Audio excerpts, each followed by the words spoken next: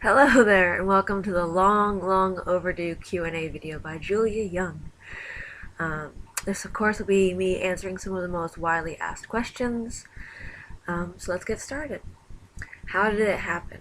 Well, on March 14th, 2009, five of my friends and I decided to have a bonfire in the woods. We wanted to celebrate that spring would be arriving in a little bit, and we'd finally have no more snow, which is well, we all wish right now there was no more snow. But we decided to have the party in the woods behind my friend's house at a decrepit wall that had been a part of an old hotel, I think. So we cleaned out the area, raked away all the leaves and everything like that, and set up the fire. Sadly, the fire didn't stay lit for very long, and it was dark out. So sadly, I had had the idea to go get a gas can that was by my friend's treehouse.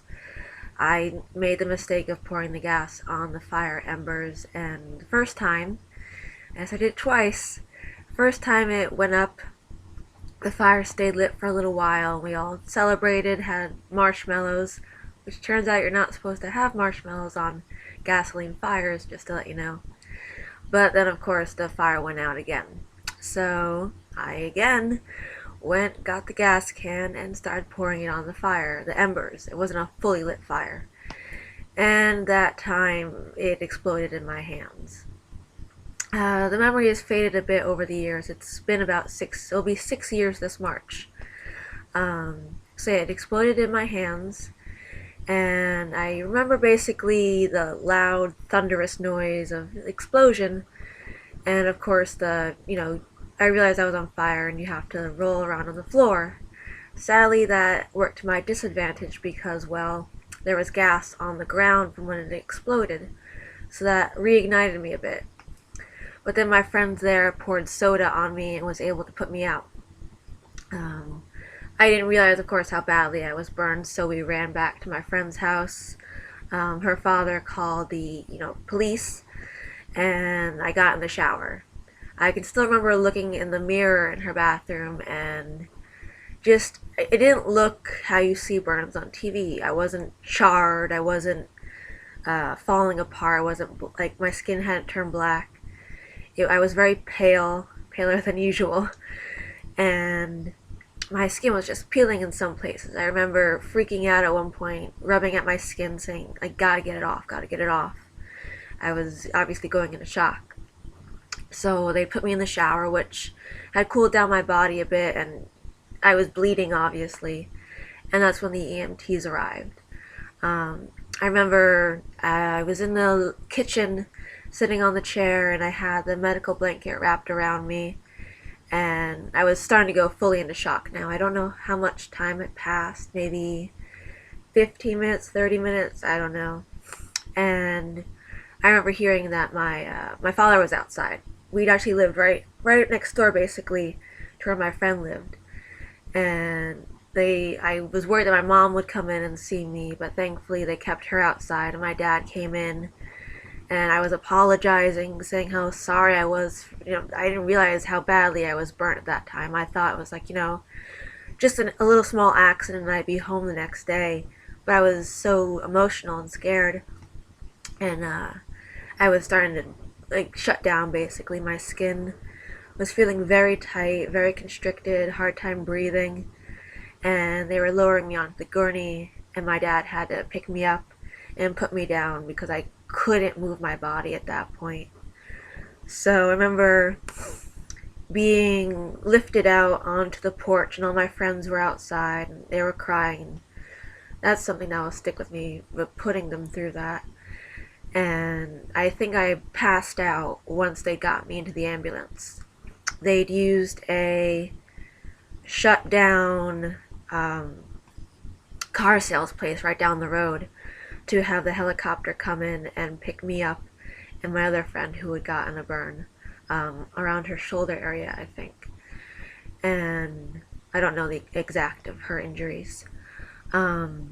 So at that point, I was completely passed out. I didn't know what was going on. I wasn't awake. And they had airlifted me to, I have the hospital written down. Shoot. I should know my facts. I'll cut in the me saying it later.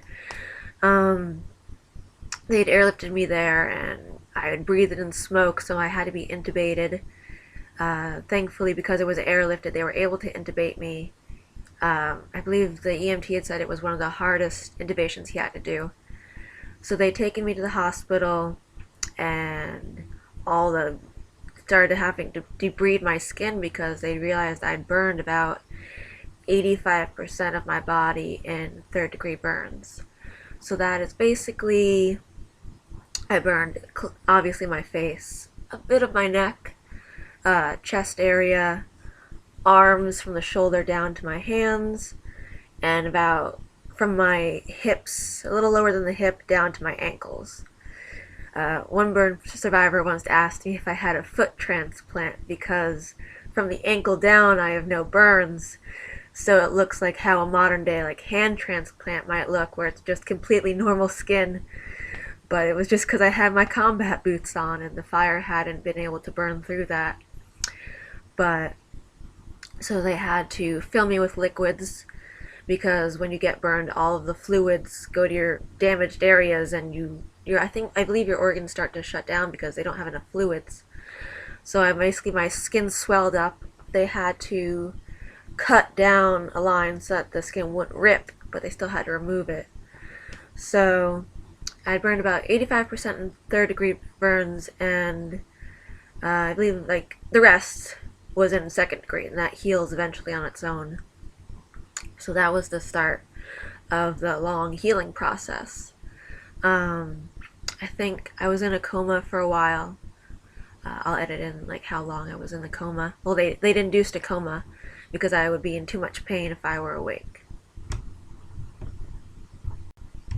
So, another commonly asked question is, what does it feel like to be on fire? Well, it's kind of how you would expect. It hurts. It hurts a lot. For me, my fire was more of an explosion. The fire itself, the gas can exploded, and that obviously caught me on fire for a little bit. I had a sweatshirt on because it was cold out, and the front of that had caught on fire. So, and then rolling on the ground had made the flame spread to the rest of my body. I can remember, like I said, the memory has faded a bit over the years, but I can remember hearing this popping sound. What does it sound like? I don't really know how to explain it. It was just popping, pop, pop, pop, pop, pop, pop, pop. And I realized after a few seconds that that was the sound of the water evaporating from my skin, and I could hear it. Also, everything in front of me looked very strange. I was seeing through the flames because they were in front of my face. So everything looked very twisted and different colors. It was not pleasant. And then after the while, it felt, when someone tickles you basically to the point where you're in pain. You laugh at first, and then it's that searing pain inside you. It's kind of like that. Maybe it's different for everybody else, but that's how I can best describe it. I don't really know what other words to put it in. It's like being on fire. There's no real way to describe it in exact detail. But yeah, it was not very pleasant. But neither is the pain of recovery afterwards. So, next question. What was the recovery like afterwards? Well, I stayed at Westchester, New York State Hospital for about 2 months, and that's where they removed all the dead skin and put me in a coma. They had attempted to use, I'm reading from my fact sheet over here, because I've lost track of how many surgeries have been done over the years. They tried to replace the skin I'd lost with cloned skin, and they'd said that had worked, and then they sent me to Shriners for a rehab.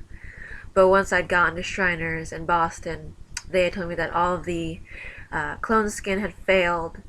The only real skin grafts I believe did take were my hands and my face, because those were real skin grafts. My face is actually my scalp. Funny thing is, I didn't burn my scalp, but they went a little bit too deep and so now I'm missing hair in quite a few places, but my face does look pretty good for only being 6 years after my burns. My camera's not the best, but yeah. Pretty uniform skin color. Well, I can't really tell in this lighting, but I'm happy with it. Yeah, so I went to Shriners, and clone skin had not worked. They had to remove all of that skin and put me in a bubble to avoid getting infection, because when you don't have skin to protect your blood vessels and everything from bacteria, you can come down with obviously severe infections and Pseudomonas, which I had gotten. I'll have to explain what Pseudomonas is later. I was in Shriners, Boston until about November, which was a little over 8 months. So I'd spent about 8 or so months. Oh, is it all in all over 8 months? All my facts. With Shriners, they'd replaced the skin that had been burned off with grafts from healthier areas. Skin grafts are basically, your own skin where I hadn't been burned, which was my stomach and back. They had used that area to peel off a very thin layer of that skin.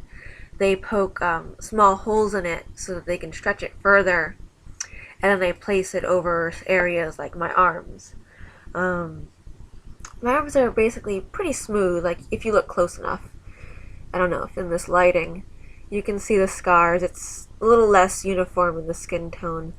I don't have any fat cells on my arms or legs because that got burned off. That means I can't gain any weight in my arms and legs, which doesn't sound as great as you would think, because that means all the fat cells go to, guess where? The stomach and other areas. So yeah, you can see it's just muscle underneath this very thin layer of fat, if there is any. But yeah, my hands and my face are the oldest grafts I have, so they look the best. They look more along the lines of my natural skin color, but there's also fat cells in my face, so that helps with it. So yeah, skin grafts, they take a very thin layer of skin, put it over you, staple it in place, and then bandage it. And if you're lucky, the skin graft will take and become the new skin. It's not like real skin in that if I get cut deep enough, healing would be very difficult. There's also not very many nerves. I don't have much sensation in my arms or legs. Thankfully, I have it a bit in my fingers so I can tell hot, cold if I'm holding something. But oftentimes I'll bang into something and not realize I've gotten a cut or a black and blue because I just don't feel it. But it's nerve damage because it's not the natural skin that was there. Also with Shriners, I had to learn how to walk again because I was basically immobile for months because I had to graft my legs, and you can't really be walking around with fresh grafts because they'll rip. So that was a very painful process. I can remember not wanting to get out of the hospital bed because it was agonizing. One fair bit of advice I have if someone is burned and they're not able to move around is make sure that their feet are in a brace that holds them up in a bent position. Don't let them have their feet just dangled out straight because the muscles will atrophy, and to this day I can't move my left foot all the way back up. I have to walk in a permanent heeled position, like you're wearing a heel, because I can't put my foot down flat because on that foot, both feet in the beginning, I hadn't had the braces holding them up. That took my physical therapist a very long time to get me the movement I do have now. But that is a big bit of advice I give. Just make sure that they have the feet secured the right way so that they're in the right position. So yeah, learning to walk took a fair bit of time. I don't know how long exactly. When I'd gone home in November, I could walk. It was still just very painful, and I wasn't used to it just yet. So I was in the wheelchair, but then my parents decided to not let me have the wheelchair anymore so that I would have to learn how to walk again.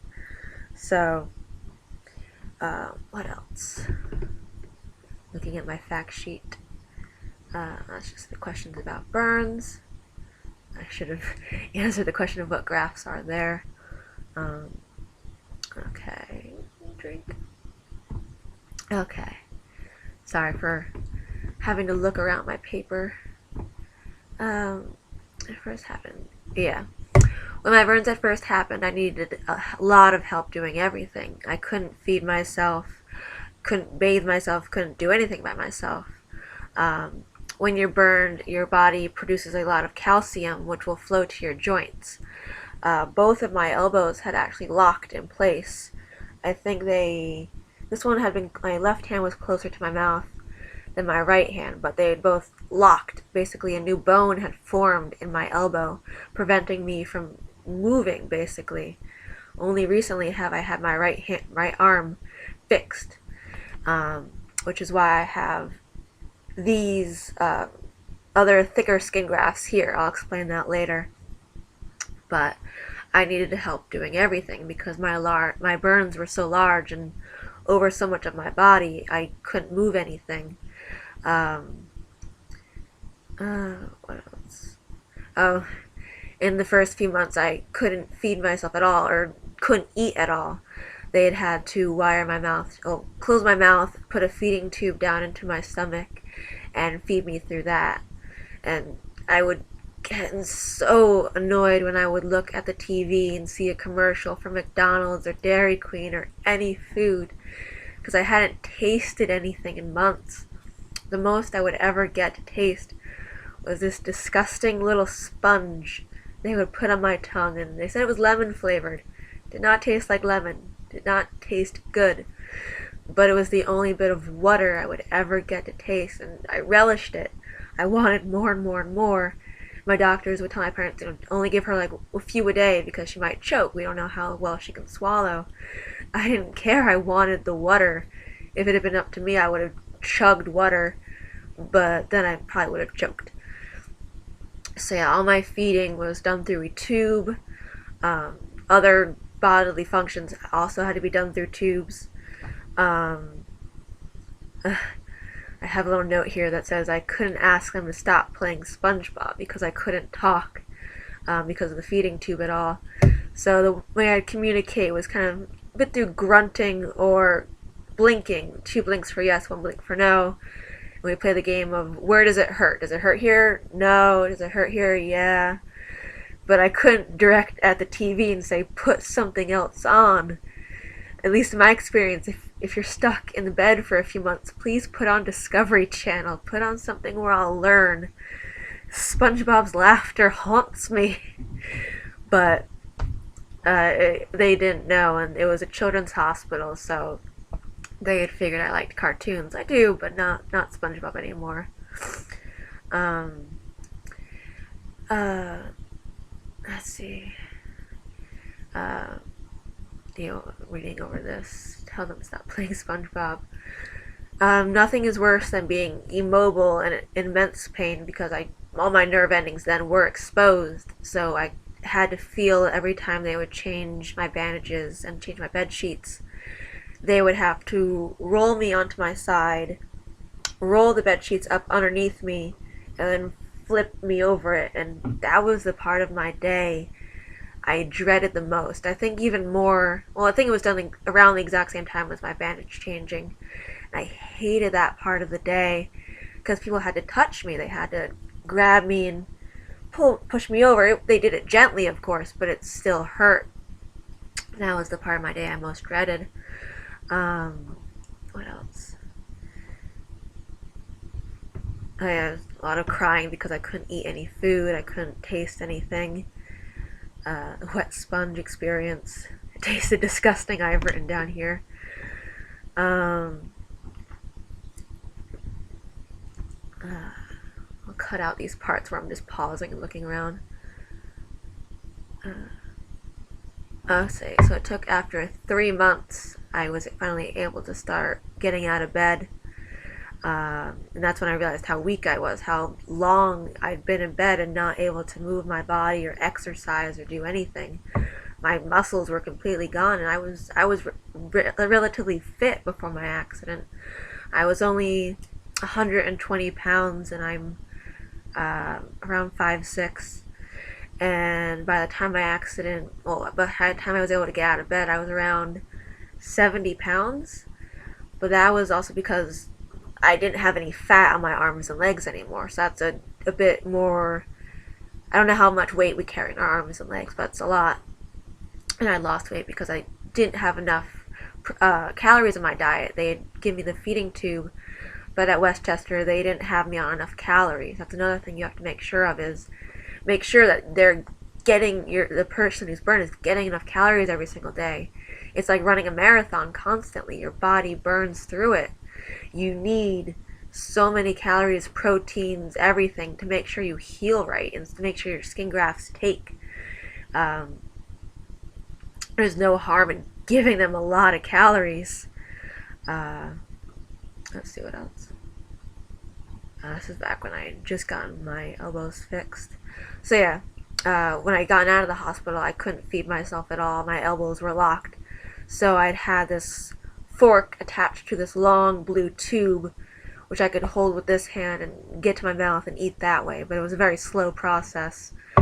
I used to eat cheeseburgers by using this hand to put the cheeseburger on my bicep, and then I would very carefully eat the cheeseburger off my arm like that. And I do the same thing with olives. I put an olive and I'd crease my muscle up just enough to make a little indent, and I'd eat the olive that way because I didn't want to cut up the cheeseburger. I wanted to eat it whole and experience it like that.